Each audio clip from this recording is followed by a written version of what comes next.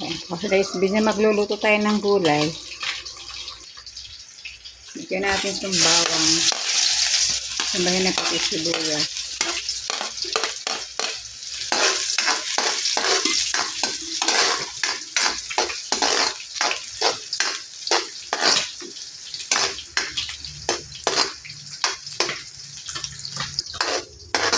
Yan, lagay na natin itong giniling.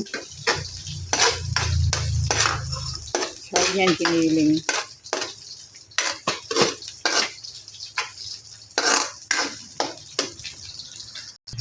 Lagyan natin ng chicken string, ay chicken or chicken. Lagay tayo ng paminta. Yan, lagay na natin itong carrots.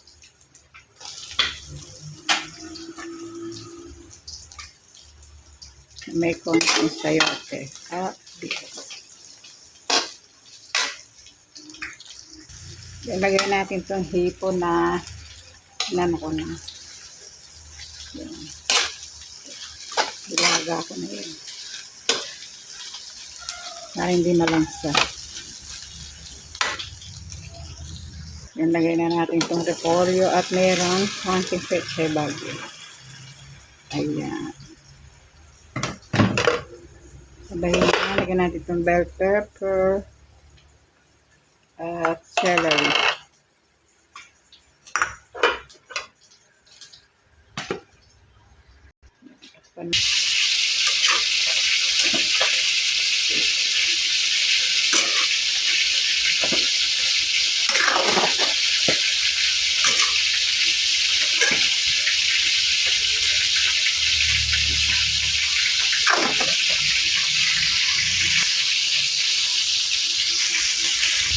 Dagdagan ulit natin ng konting paminta. Ayan.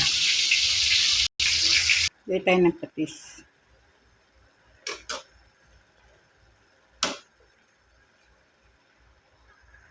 Naluto na ang ating ginisang repolyo, may hipon at giniling na baboy. Ayan, luto na siya. Siyempre, masarap siya, no? Yan lang. Thank you for watching.